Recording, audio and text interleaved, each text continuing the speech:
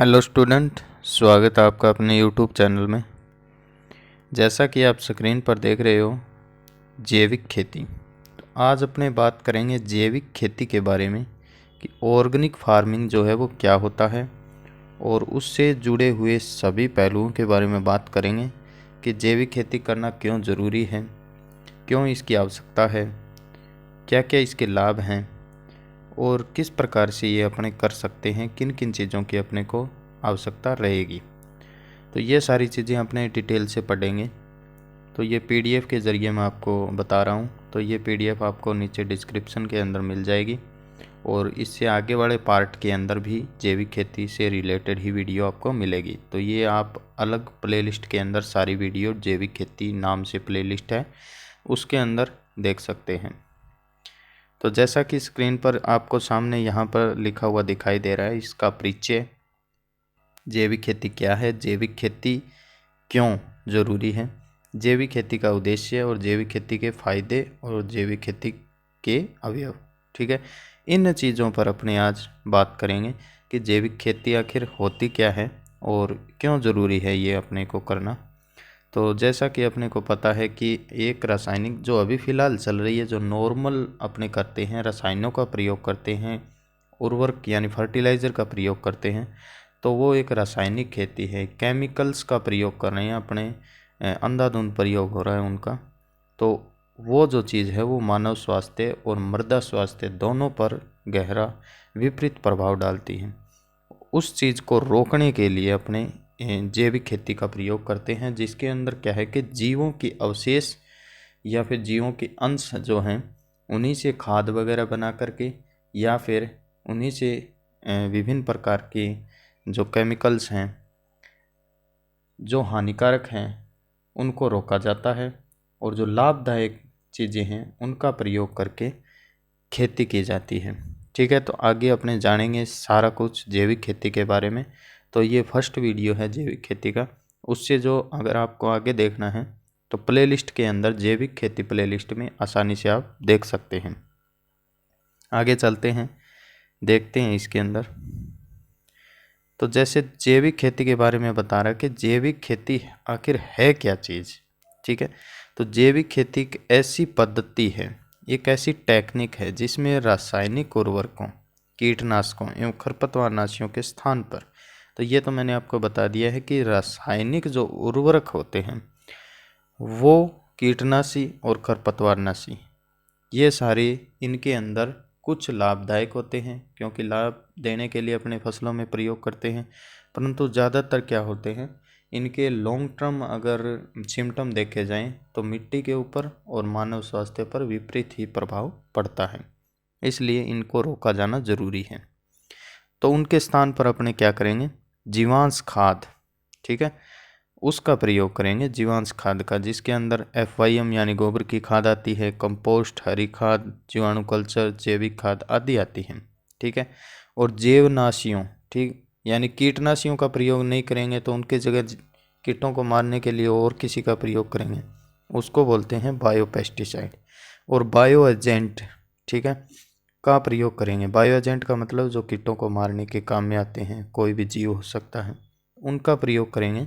तो ऐसी जो टेक्निक अगर अपने काम में लेंगे तो उस खेती को क्या कहेंगे, जैविक खेती। इसमें रसायनों का प्रयोग होता है, परंतु इसमें क्या है कि ये बायो केमिकल्स होते हैं। ठीक है, ये पूरी तरीके से केमिकल नहीं होते हैं, ये जैव रासायनिक पदार्थ होते हैं जो क्या है कि पौधे पर, मृदा पर और मानव स्वास्थ्य पर कम गहरा प्रभाव डालते हैं रासायनिक उर्वरकों, कीटनाशी और खरपतवारों की तुलना में।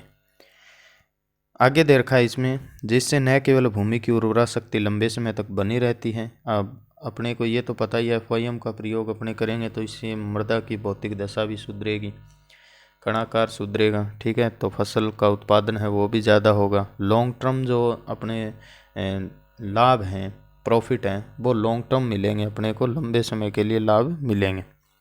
वायु या फिर पर्यावरण भी दूषित नहीं होता है। केमिकल का प्रयोग करते हैं तो बहुत सारी जो गैसेज हैं वो वायुमंडल के अंदर जाती है, जिससे वायु भी प्रदूषित होती है।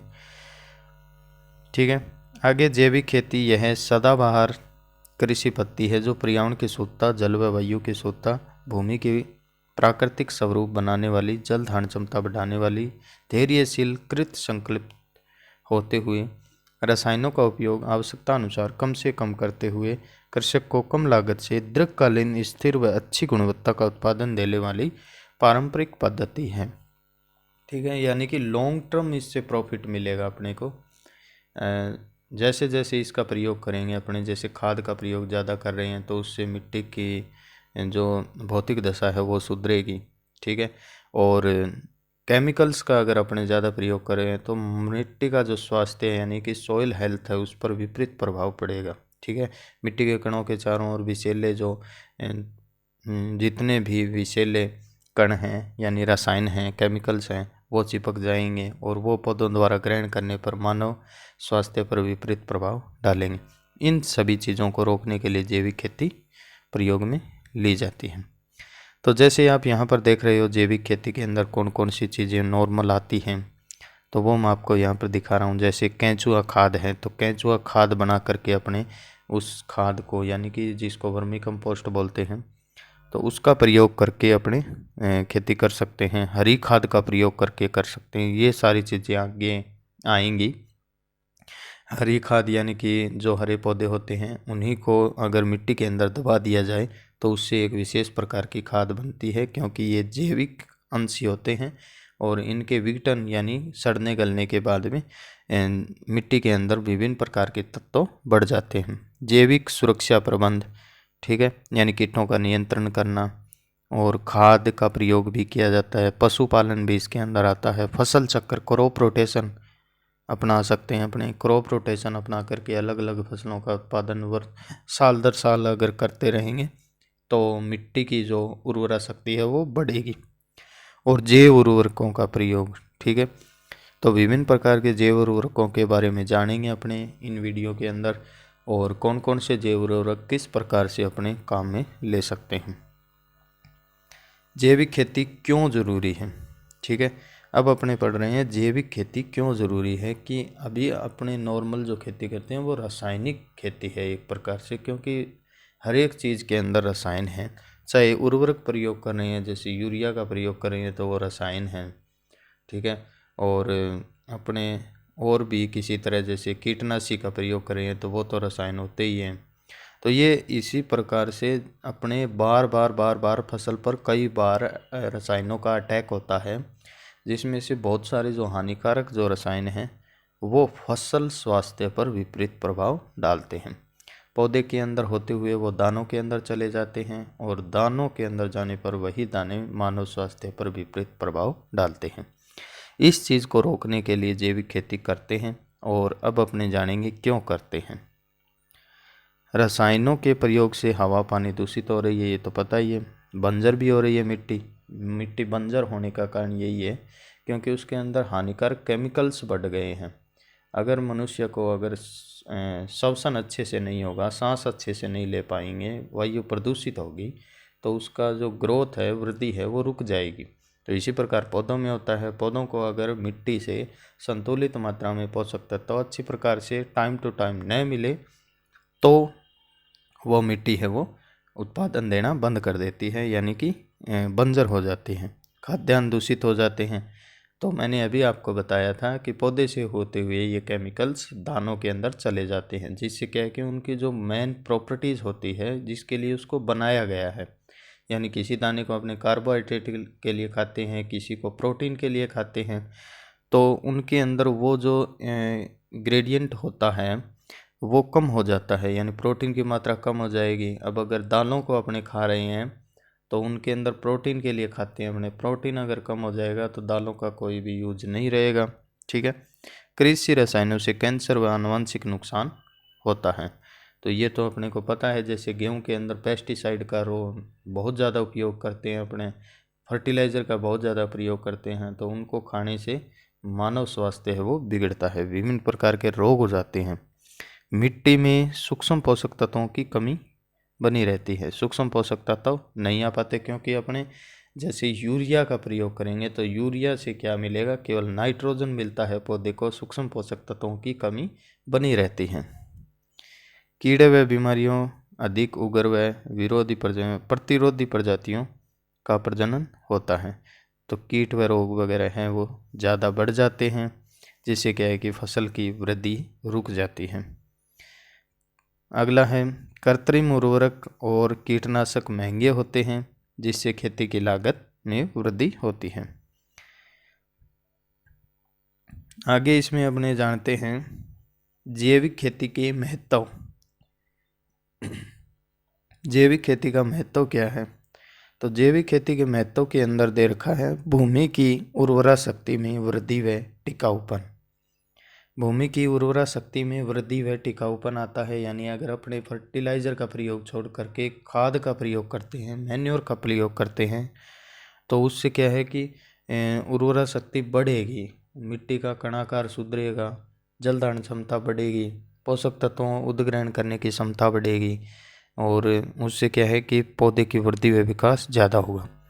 प्रदूषण रहित खेती है, कम पानी की आवश्यकता पड़ेगी, यानी कि फर्टिलाइज़र ज़्यादा पानी चाहिए उनको, क्योंकि जलीय विलयन बनाने के लिए फर्टिलाइज़र जल का इस्तेमाल करते हैं और फिर पौधे के जड़ों के पास होते हुए उसके अंदर जाते हैं। खाद अगर अपने डालेंगे तो खाद मॉइस्चर को ऑब्जर्व करने की शक्ति रखता है और उससे क्या है कि कम पानी चाहिएगा। पशुओं का अधिक महत्व होगा, क्योंकि खाद बनाने के लिए पशु चाहिए और पशुओं का भी महत्व बढ़ेगा, पशुपालन भी करेंगे लोग। और फसल अवशेषों को खपाने की समस्या नहीं होती है। खपाने का मतलब है उनको नष्ट करने की। अगर मिट्टी के अंदर फसल अवशेष पड़े हैं तो उनको अपने विशेष विधि द्वारा छोटे छोटे टुकड़ों में काट कर उनको गला सकते हैं, जिससे क्या है कि हरी खाद वगैरह बन जाए या फिर उनका डिकम्पोज हो जाए, जिससे क्या है कि मैन्योर्स बने एक विशेष प्रकार की और मिट्टी के अंदर कार्बनिक पदार्थों की मात्रा बढ़े। अच्छी गुणवत्ता की पैदावार, तो क्वालिटी है जो, यानी अगर अपने प्रोटीन के लिए कोई भी फसल लगा रहे हैं, जैसे चना लगा रहे हैं, तो उससे अगर अपने राइजोबियम जीवाणु वगैरह है उससे कल्चर से उपचारित करके बोते हैं तो नाइट्रोजन फिक्सेशन ज़्यादा करेगा पहली बात तो। और उसके अलावा जो मेन अपना प्रोडक्ट देगा, दाना जो होगा उसके अंदर चने के जो दाने होंगे उसमें प्रोटीन की स्ट्रेंथ भी बढ़ेगी और उसकी क्वालिटी बढ़ेगी। कृषि मित्र जीवों की सुरक्षा व उनकी संख्या में बढ़ोतरी होगी। कृषि मित्र यानी कि जो खेती के अंदर अपना योगदान देते हैं, जैसे लाभदायक सूक्ष्म जीव हैं कोई, जैसे राइजोबियम वगैरह है, और जैसे केंचुआ है, ये किसान का मित्र होता है। तो ये क्या करते हैं, किसान के लिए या फिर फसलों के लिए लाभदायक होते हैं किसी न किसी डायरेक्ट या इनडायरेक्ट रूप से। तो मिट्टी के अंदर अगर हानिकारक केमिकल्स नहीं होंगे तो इनकी भी स्ट्रेंथ ऑटोमेटिक बढ़ेगी। स्वास्थ्य में सुधार, मिट्टी का स्वास्थ्य भी बढ़ेगा। मिट्टी का स्वास्थ्य का मतलब होता है उसके अंदर पोषक तत्वों की मात्रा बढ़ेगी, जो फसल को चाहिए वो पोषक तत्व मिट्टी आसानी से पौधे को जब आवश्यकता हो तब दे सके। कम लागत और अधिक लाभ, कम लागत आएगी, यानी गोबर की खाद या डालनी है अपने को, या फिर हरी खाद डालनी है, या फिर केंचुए की खाद डालनी है। केंचुए की खाद बनाने की आवश्यकता नहीं है, केंचुए अगर सीधे भी छोड़ दिए जाएं तो भी वो खाद बना लेंगे, ठीक है। वर्मी कंपोस्ट है, खर्चा कम लगेगा अपना, थोड़ी बहुत मेहनत लग सकती है और उससे ज़्यादा लाभ मिलेगा, क्योंकि जो डिमांड है जैविक जो फसलों की वो ज़्यादा है, ठीक है। तो ये महत्व थे जैविक खेती के सिद्धांत के अंदर, यानी किस प्रकार से की जाती है जैविक खेती। इसमें दे रखा है भूमि प्रकृति की धरोहर है, प्रत्येक जीव के लिए मृदा ही स्रोत है, ये तो अपने को पता है। हमें मृदा को पोषण देना है, न कि पौधों को जिसे हम उगाना चाहते हैं। मिट्टी स्वास्थ्य को ध्यान में रखकर ये कार्य किए जाते हैं। अगर मिट्टी को अपने विभिन्न प्रकार के पोषक तत्व प्रोवाइड करवाएंगे तो मिट्टी खुद तो रखेगी नहीं उनको, मिट्टी पौधों को देगी, ऑटोमेटिक देगी पौधों को, तो उससे क्या है कि प्रोडक्शन बढ़ेगा। ऊर्जा प्राप्त करने वाली लागत में पूर्ण स्वतंत्रता और पारिस्थितिकी का पुनरुद्धार होगा, यानी कि एक से दूसरे और दूसरे से तीसरे जीवों के अंदर इस प्रकार से पोषक तत्वों का आदान प्रदान होता रहेगा। और जैविक खेती से होने वाले लाभ दे रखे हैं। कृषकों की दृष्टि से लाभ, यानी किसानों को क्या लाभ होते हैं। भूमि की उपजाऊ क्षमता में वृद्धि हो जाती है। तो उपजाऊ क्षमता यानी उर्वरा शक्ति तो बढ़ेगी, पोषक तत्व तो बढ़ेंगे। सिंचाई अंतराल में वृद्धि होती है। सिंचाई अंतराल का मतलब 1-2 सिंचाइयों के बीच का जो समय होता है वो सिंचाई अंतराल है। तो यानी कहने का मतलब हो गया कि अपने FYM का प्रयोग करेंगे तो मैंने अभी बताया खाद जो है वो मॉइस्चर ऑब्जर्व करके रखती है और उससे क्या होगा, खाद के अंदर नमी जो है वो लंबे समय तक बनी रहती है। उससे क्या होगा कि मिट्टी को जल्दी जल की आवश्यकता नहीं पड़ेगी। रासायनिक खाद पर निर्भरता कम होने से काश्त लागत में कमी आती है, फसलों की उत्पादकता में वृद्धि होती है। ठीक है, रासायनिक जो खाद होती है, रासायनिक उर्वरक जो होते हैं वो महंगे आते हैं, उनका ज़्यादा प्रयोग करना पड़ता है। ठीक है, उत्पादन बढ़ाने के लिए ज़्यादा प्रयोग करते हैं। वैसे तो खाद की अपेक्षा में कम काम में आते हैं और ज़्यादा पोषक तत्व भी देते हैं, परंतु उनके नुकसान भी हैं, साइड इफ़ेक्ट भी हैं। तो उससे क्या है कि किसान को एक्स्ट्रा इनकम चाहिएगी, तो एक्स्ट्रा जो पैसे चाहिएंगे वो कम हो सकते हैं, यानी फिर उससे कॉस्ट यानी लागत कम आएगी और प्रोडक्शन भी बढ़ेगा, तो उत्पादकता ऑटोमेटिक बढ़ेगी। मिट्टी की दृष्टि से मिट्टी पर क्या प्रभाव पड़ेगा, तो जैविक खाद के प्रभाव या उपयोग से भूमि की गुणवत्ता में सुधार आता है, भूमि की जलधारण क्षमता बढ़ती है, पानी का वाष्पीकरण कम होता है। तो ये तो आपने जान ली है सारी चीज़ें।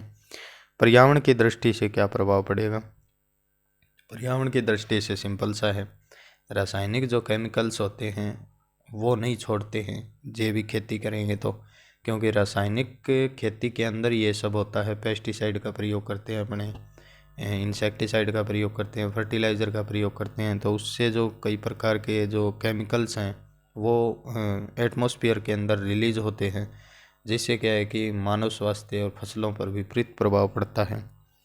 और इससे क्या होगा, पर्यावरण की दृष्टि से यह बिल्कुल भी हानिकारक नहीं है, क्योंकि इससे ऐसे कोई केमिकल्स रिलीज नहीं होते हैं जो क्या है किसी न किसी जीव पर हानिकारक प्रभाव अपना छोड़े।